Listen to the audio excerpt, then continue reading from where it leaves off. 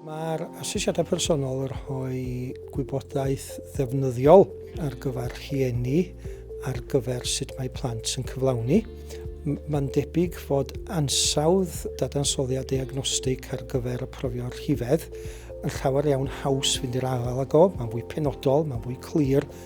Mi fyddwn ni'n tybio mae fantais fwyaf fan hyn ydy'r ddeialog mewn os o rieni enghraifft rhwng athro a rhiant sydd yn gallu trafod a chrisialu adroddiadau fel hyn. For me, the most important thing in education is that learners are learning, and these assessments are connected directly to their learning and is designed to give them individual feedback on how their learning's going.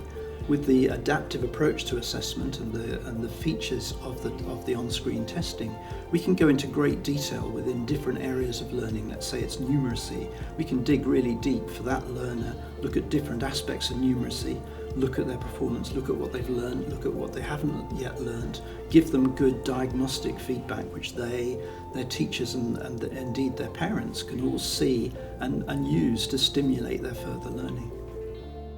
Dwi'n licio bod o yn dangos pa rei ges i'n wrong ac pa rei dwi anna'n gweithio ar, a mae hefyd yn deud athrawes i fi gael adborth ac i gallu helpu i'r rei ges i'n wrong. Wel, gai gymryd faint bynnag amser dwi'n hoffi efo fo, so does yna ddim brys i fi gwblhau'r peth.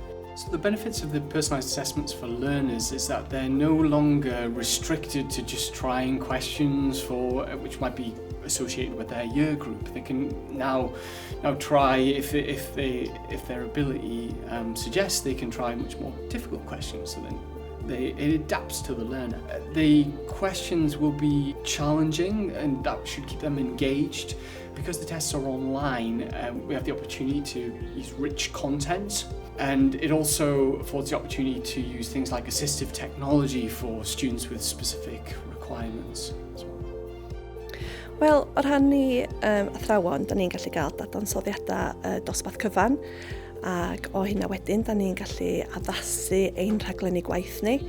Da ni hefyd yn gallu rhoi sylw i unigolion ac addasu'r rhaglenni gwaith ar gyfer yr unigolion yna.